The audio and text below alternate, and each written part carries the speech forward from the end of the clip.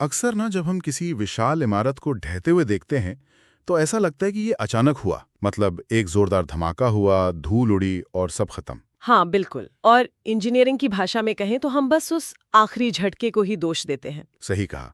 ऐसा लगता है कि बस कल तक तो सब ठीक था और आज वो एक मलबे का ढेर बन गई। लेकिन अगर मलबे को हटाकर गहराई से देखा जाए तो कहानी कुछ और ही निकलती है। दरारें दिखनी शुरू हो जाती हैं। हाँ, पता चलता है कि नींव में दरारें तो कई दशकों से पड़ रही थी। दीमक अंदर ही अंदर ढांचे को खोखला कर रही थी और वो जो आखिरी झटका था ना, वो तो बस एक बहाना था। और मजेदार बात यह है कि यही बात राष्ट्रों के निर्माण और उनके टूटने पर भी पूरी तरह लागू होती है। बिल्कुल। हम अक्सर ऐतिहासिक घटनाओं के सिर्फ उस धमाके वाले हिस्से को याद रखते हैं और उन गहरी अदृश्य दरारों को भूल जाते हैं जो समाज को भीतर से खोखला कर रही होती हैं। और आज के हमारे इस गहन विश्लेषण यानी इस डीप डाइव का मकसद उन्हीं अदृश्य दरारों की तलाश करना है। आज हमारे पास जो स्रोत सामग्री है ना, वो बेहद संवेदनशील और ऐतिहासिक है। डॉक्टर राम मनोहर लोहिया की किताब। हाँ बिल्कुल। हम डॉक्टर राम मनोहर लोहिया द्वारा लिखी गई पुस्तक भारत विभाजन के गुनाहगार के मुख्य अंशों का विश्लेषण कर रहे हैं। और आज हमारा फोकस उन कारणों या असल गुनाहगारों की पड़ताल करना है जिन्हें लोहिया ने 1947 के भारत विभाजन के लिए जिम्मेदार ठहराया है। देखिए, ये कोई साधारण ऐतिहासिक विवरण नहीं है। लोहिया का ये विश्लेषण इस बात को एकदम स्पष्ट करता है कि देश का बंटवारा सिर्फ एक रात में लिया गया कोई फैसला नहीं था। इसके पीछे इंसानी कमजोरियां थीं, व्यक्तिगत थकान थी और मतलब समाज की बहुत गहरी खाइयां थीं। लेकिन चर्चा शुरू करने से पहले एक बात स्पष्ट कर देना बहुत जरूरी है। इस स्रोत सामग्री में कई राजनीतिक दलों, नेताओं और विचारधाराओं के बारे में बहुत ही कड़ी टिप्पणियां की गई हैं। हाँ, चाहे वो कांग्रेस हो, मुस्लिम लीग हो, कम्युनिस्ट पार्टी हो या दक्षिणपंथी हिंदू समूह हो। बिल्कुल। तो इस विश्लेषण का उद्देश्य किसी भी राजनीतिक पक्ष का समर्थन या विरोध करना बिल्कुल नहीं है। बिल्कुल। हमारा काम केवल लेखक के विचारों और उनके द्वारा प्रस्तुत ऐतिहासिक दावों को निष्पक्ष रूप से सामने रखना है जी, ताकि जो लोग इतिहास को गहराई से समझना चाहते हैं वो इसे समझ सकें। सही बात है। ठीक है, चलिए इस विषय की परतें खोलते हैं। तो सबसे पहली परत जो लोहिया हटाते हैं वो है एक अचानक हुए फैसले का मिथक। मतलब आपको याद होगा, मौलाना आजाद की किताब है एक। हाँ, इंडिया विंस फ्रीडम। बिल्कुल। उसमें ये संकेत दिया गया था कि विभाजन लॉर्ड माउंटबैटन के व्यक्तिगत प्रभाव या उनके किसी जादू का नतीजा था, जैसे उन्होंने हमारे नेताओं पर कोई सम्मोहन कर दिया हो। और स्रोत में लोहिया मौलाना आजाद के इस दावे को पूरी तरह बचकाना मानते हैं। मतलब ऐतिहासिक सत्य से एकदम परे। हाँ, वो इसे सिरे से नकार देते हैं। ये दावा कि लेडी माउंटबैटन या लॉर्ड माउंटबैटन ने हमारे शीर्ष नेताओं को सिर्फ अपनी मीठी बातों के जाल में उलझा लिया था, लोहिया जी के अनुसार ये बस जमीनी हकीकत को झुटलाना है। और यहाँ जो बात सबसे अधिक रोचक है वो ये है कि लोहिया विभाजन के असली गुनहगारों की सूची में सबसे पहला नाम ब्रितानी कपट का रखते हैं। ब्रिटानी कपट? हाँ, मतलब ब्रिटिश सरकार की चालाकी। हाँ बिल्कुल। हाँ। हमें ये समझना होगा कि ये कैसे हुआ। 1942 का भारत छोड़ो आंदोलन, आजाद हिंद फौज का संघर्ष और नौसेना के भीतर हुआ विद्रोह, इन सब घटनाओं के बाद अंग्रेज अच्छी तरह जान गए थे कि अब भारत पर सीधे राज करना असंभव है। मतलब उन्हें दीवार पर लिखी इबारत साफ नजर आ रही थी। उनका जाना तय हो चुका था। एकदम सही। और उन्होंने उस इबारत को अपने भू राजनीतिक फायदे के लिए पढ़ना शुरू कर दिया था। अच्छा। इसीलिए विभाजन की योजना कोई अचानक आया विचार नहीं था। ये 1940s के दशक की शुरुआत से ही ब्रिटिश सरकार के तर्कश में मौजूद एक अहम तीर था। मतलब वो पहले से तैयारी कर रहे थे। भाव खत्म हो जाएगा, इसलिए वो भारत से अधिकतम लाभ लेकर जाना चाहते थे। ये तो वैसा ही हुआ ना जैसे कोई शतरंज का खिलाड़ी पहले से ही अपना एंड गेम सोचकर बैठा हो। उसने मोहरे ऐसे सजाएं कि सामने वाला मात खा ही जाए। बहुत सही तुलना है। लेकिन यहाँ मेरे मन में एक सवाल उठता है। अंग्रेजों ने तो जाल बिछाया था, वो तो उनका काम था, लेकिन हमारे नेता उस जाल में फंसे क्यों? इतनी आसानी से उन्होंने इस चाल को कैसे मान लिया? और यहीं हम विभाजन के दूसरे सबसे बड़े गुनहगार की ओर मुड़ते हैं, जो कि बहुत ही मनोवैज्ञानिक है।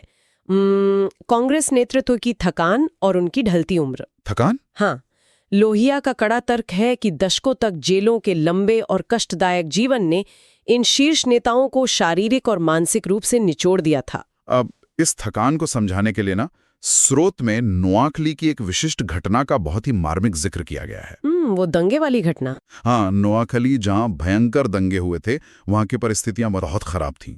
लोहिया लिखते हैं कि वहां नेहरू जी ने उनसे कहा था कि वो पूर्वी बंगाल को भारत से काटकर अलग करना चाहते हैं।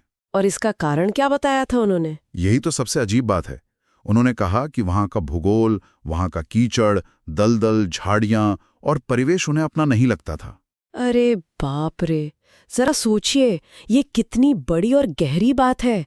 एक राजनेता अपनी आंतरिक भावनात्मक और मानसिक थकान को, उस सांप्रदायिक उलझन से निपटने की अपनी अक्षमता को भूगोल का नाम दे रहा था। हाँ, मतलब अजीब सा तर्क है ना। ये उस गहरी मानसिक टूट-फूट का सूचक है जहां आप समस्या को सुलझाने के बजाय उस हिस्से को ही काटकर अलग कर देना चाहते हैं। लेखक का मानना है कि ये नेता बूढ़े हो रहे थे। मतलब वे अपनी जिंदगी का एक बड़ा हिस्सा जेल की काल कोठरियों में बिता चुके थे और अब वे सत्ता और कुछ आराम चाहते थे। पद लोलुपता जिसे हम कहते हैं। बिल्कुल। वे इतिहास में असफल होकर नहीं मरना चाहते थे। उन्हें तत्काल सत्ता चाहिए थी और इसके लिए उन्होंने अखंड भारत के सिद्धांत का सौदा कर लिया। और पता है, इस बात की पुष्टि उस एक ऐतिहासिक अवसर से भी होती है जिसका जिक्र लोहिया ने किया है। विभाजन को टालने के लिए गांधी जी ने एक बहुत ही साहसिक सुझाव दिया था। अच्छा, क्या सुझाव था वो? उन्होंने प्रस्ताव रखा कि मोहम्मद अली जिन्ना को पूरी की पूरी मुस्लिम लीग सरकार बनाने का निमंत्रण दिया जाए। मतलब पूरी सत्ता जिन्ना को सौंप दें? हाँ, ताकि देश का बंटवारा रुक सके। लेकिन कांग्रेस के नेताओं ने इसे तुरंत खारिज कर दिया होगा। बिल्कुल। क्यों? क्योंकि अगर पूरी सत्ता जिन्ना के पास जाती तो ये नेता खुद सत्ता से बाहर हो जाते। वे अपनी आंखों के सामने आजादी आते हुए देख रहे थे और अब वे कुर्सी छोड़ने को तैयार नहीं थे। तो यही लोहिया का मुख्य तर्क है कि इस सत्ता के मोह ने विभाजन को अनिवार्य बना दिया। व्यक्तिगत महत्वाकांक्षाओं ने राष्ट्रीय हित पर विजय प्राप्त कर ली। एकदम सही।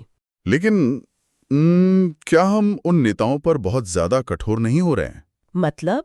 मेरा मतलब है, अगर हम एक मानवीय दृष्टिकोण से देखें तो दशकों के संघर्ष, लाठियां खाने और जेलों में रहने के बाद थक जाना इंसान की फितरत है। ये वैसा ही है जैसे कोई मैराथन धावक फिनिश लाइन से ठीक पहले थक कर कोई शॉर्टकट ले ले। मैं समझ रही हूँ आप क्या कह रहे हैं। क्या एक इंसान से हमेशा देवता बने रहने और असीमित ऊर्जा रखने की उम्मीद की जा सकती है? देखिए, ये सहानुभूति स्वाभाविक है और एक स्तर पर मानवीय भी है। लेकिन अगर हम इसे व्यापक संदर्भ में देखें ना, तो एक थके हुए नेतृत्व द्वारा किसी देश के भविष्य का निर्णय लेना बेहद खतरनाक होता है। हाँ, दांव पर बहुत कुछ लगा होता है। बिल्कुल। जब नेता व्यक्तिगत इच्छाओं को राष्ट्रीय हित से ऊपर रखने लगते हैं तो करोड़ों लोगों का जीवन एक त्रासदी बन जाता है। नेतृत्व का काम ही उस अंतिम 100 मीटर में अपने दर्द को भुलाकर दौड़ना होता है। मतलब नेतृत्व देश को केवल तभी बांट सकता है जब समाज के भीतर पहले से ही गहरी दरारें मौजूद हों। हाँ, बिना दरारों के समाज को तोड़ना नामुमकिन है। बिल्कुल। आप एक ठोस चट्टान को केवल एक हथौड़े से नहीं तोड़ सकते। ये हमें उन विचारधाराओं की ओर ले जाता है जिन्हें लेखक ने अगले गुनहगारों के रूप में चिन्हित किया है। समाज के भीतर का अलगाव। और ये दरार कोई एक दिन में नहीं बनी थी। समाज में ये खाई मुस्लिम अलगाववाद और हिंदू अहंकार के रूप में लंबे समय से मौजूद थी। स्रोत के अनुसार मुस्लिम लीग की फूट नीति इसलिए सफल रही क्योंकि एक बड़े समुदाय का भारत के इतिहास को देखने का नजरिया ही पूरी तरह अलग हो चुका था। लोहिया स्पष्ट करते हैं कि मनोवैज्ञानिक रूप से जब कोई समुदाय गजनवी और गोरी जैसे हमलावरों को आक्रमणकारी मानने के बजाय अपना पूर्वज या नायक मानने लगे, हाँ, तो वो देश के बाकी लोगों के साथ एक साझा राष्ट्रीय पहचान कैसे बना सकता है? बिल्कुल। ये सिर्फ धर्म का नहीं बल्कि इतिहास बोध का अंतर था। और इसी मानसिकता के चलते उस समुदाय ने मौलाना आजाद जैसे उदारवादी नेता को अपना रहनुमा मानने से इनकार कर दिया और इसके बजाय जिन्ना को चुना। लेकिन यहाँ एक संतुलन बनाना जरूरी है। लोहिया सिर्फ मुस्लिम अलगाववाद पर रुककर उसे ही पूरा दोष नहीं देते। हाँ, वो दूसरे पक्ष को भी आईना दिखाते हैं। बिल्कुल। वे कट्टर हिंदूवाद के पाखंड को भी उतनी ही कठोरता से उजागर करते हैं। ये हिस्सा बहुत चौंकाने वाला है। लोहिया लिखते हैं कि जो लोग अखंड भारत का सबसे तेज नारा लगाते थे वे असल में विभाजन के सहायक थे। सुनने में ये एक विरोधाभास लगता है ना? हाँ, मतलब जो अखंड भारत चाह रहे हैं वही बंटवारा करवा रहे हैं। बिल्कुल, लेकिन लोहिया इसे बहुत बारीकी से समझाते हैं। वे बताते हैं कि अखंड भारत का नारा लगाने वालों ने मुसलमानों को करीब लाने के लिए कभी कोई ठोस काम नहीं किया। इसके विपरीत उनका आचरण अक्सर छुआछूत और अलगाव भरा रहा। उन्होंने हमेशा ये महसूस कराया कि वे इस समाज का स्वाभाविक हिस्सा नहीं है। अरे ये तो बिल्कुल उस पुश्तैनी हवेली की तरह हो गया जहां 2 रूममेट्स या 2 भाई रहते हो। कैसे? मतलब एक भाई चिल्ला चला कर कहता है कि ये पूरी हवेली मेरी है, लेकिन वो दूसरे भाई को दालान में एक कुर्सी तक नहीं देता, उसके साथ बैठकर खाना नहीं खाता। हाँ, बिल्कुल सटीक एनालॉजी है। और आखिरकार उस उपेक्षा के चलते वे हवेली के बीचों बीच आंगन में एक पक्की दीवार खड़ी कर लेते हैं। जब दिलों में दीवारें उठ चुकी हों तो जमीन पर लकीर खींचना सिर्फ एक औपचारिकता रह जाती है। और इसी जमीनी लकीर को खींचने में एक और विचारधारा ने भी अपनी भूमिका निभाई। कम्युनिस्टों की भूमिका। हाँ, कम्युनिस्टों की भूमिका। लोहिया कम्युनिस्टों के इस रुख को एक विश्वासघात के रूप में देखते हैं। स्रोत बताता है कि उन्होंने नवजात पाकिस्तान में अपना प्रभाव जमाने की उम्मीद में विभाजन का समर्थन किया। लेकिन ये समझना जरूरी है कि कम्युनिस्ट मुख्य कारण नहीं थे। लोहिया उनकी भूमिका की तुलना एक अंडा सेने वाले पक्षी से करते हैं। अंडा सेने वाला मतलब उन्होंने अंडा नहीं दिया था? नहीं, अंडा उन्होंने नहीं दिया था। दरारें तो समाज और इतिहास ने पैदा की थीं, लेकिन उन्होंने अपने तर्कों से उस अंडे को सेने का काम किया, जिससे विभाजन की प्रक्रिया और तेज हो गई। तो अब तक हमने देखा कि अंग्रेजों ने चाल चली, नेताओं ने अपनी थकान में उस चाल को मान लिया, कट्टरपंथियों ने जमीन तैयार की और कम्युनिस्टों ने उसे हवा दी। लेकिन ये एक महत्वपूर्ण सवाल खड़ा करता है। क्या? अगर नेता, अंग्रेज और कट्टरपंथी ये सब कर रहे थे, तो भारत की वो विशाल आम जनता क्या कर रही थी? करोड़ों लोगों ने इस ऐतिहासिक भूल को चुपचाप कैसे स्वीकार कर लिया? और यहीं पर लोहिया का विश्लेषण अपने सबसे गहरे और शायद सबसे ज्यादा चुभने वाले बिंदु पर पहुंचता है। उन्होंने जनता में सामर्थ्य के अभाव को एक बहुत बड़ा गुनाहगार माना है। लोहिया बताते हैं कि जब भी देश पर कोई बड़ा संकट आया है, तो आम जनता अक्सर एक मूक दर्शक बनी रही है। और वे इसके पीछे का जो कारण बताते हैं, वो भारत की जाति व्यवस्था है। जाति व्यवस्था, ये थोड़ा चौंकाने वाला है। हाँ। लोहिया समझाते हैं कि कैसे सदियों से भारत में शासक वर्ग जो उच्च जातियों से आता था और आम जनता के बीच कोई जुड़ाव था ही नहीं। इस व्यवस्था ने समाज को इस तरह बांट दिया था कि देश की रक्षा करना, राजनीति करना केवल कुछ विशेष जातियों का काम मान लिया गया। जरा सोचिए, अगर किसी समाज के 80-90% लोगों को सदियों तक ये बताया जाए कि राजनीति से तुम्हारा कोई लेना देना नहीं है। हाँ, तुम्हारा काम सिर्फ अपने खेत जोतना है। बिल्कुल। तो इसका नतीजा क्या होगा?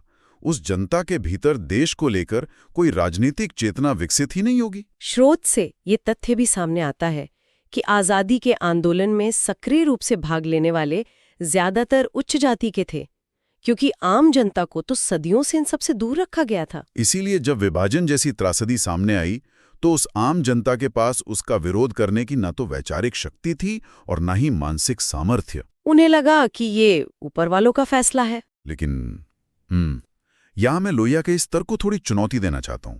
क्या ये आम जनता के साथ घोर अन्याय नहीं है? आप ऐसा क्यों सोचते हैं? मतलब जो जनता उस वक्त दंगों की आग में अपनी जान बचा रही थी, क्या उससे ऐतिहासिक फैसले पलटने की उम्मीद करना सही है? क्या हम पीड़ितों पर ही दोष नहीं मढ़ रहे हैं, विक्टिम ब्लेमिंग जिसे कहते हैं? ये एक बहुत ही जायज सवाल है, लेकिन लोहिया यहाँ किसी दंगा पीड़ित व्यक्ति पर व्यक्तिगत दोष नहीं मढ़ रहे हैं। वे एक ढांचागत बीमारी का निदान कर रहे हैं। ढांचागत बीमारी? हाँ, उनका तर्क ये है कि जब आप सदियों तक समाज के एक बड़े हिस्से को सत्ता से बाहर रखते हैं, तो संकट के समय वो समाज एक एकजुट दीवार के रूप में खड़ा नहीं हो पाता। ओहो, मतलब वे उस व्यवस्था पर प्रहार कर रहे हैं जिसने जनता को इतना असहाय बना दिया? बिल्कुल। जनता दंगों का शिकार इसलिए बनी क्योंकि वो राजनीतिक रूप से बटी हुई और निष्क्रिय थी। अगर भारत की जनता में वो चेतना होती, तो कोई भी नेतृत्व उनके देश को इस तरह टुकड़ों में बांटने की हिम्मत नहीं कर पाता। का सार निकालें तो विभाजन की तस्वीर बहुत साफ लेकिन बहुत जटिल हो जाती है। सार यही है कि भारत के विभाजन का कोई एक गुनाहगार नहीं था। ये पूरी एक श्रृंखला थी। इसमें ब्रिटानी कुटिलता थी, नेताओं की थकान थी, हिंदू अहंकार और मुस्लिम अलगाववाद था, और सबसे बढ़कर जाति व्यवस्था के कारण निष्क्रिय हुई जनता थी। और ये जानकारी आज के लिए बहुत प्रासंगिक है।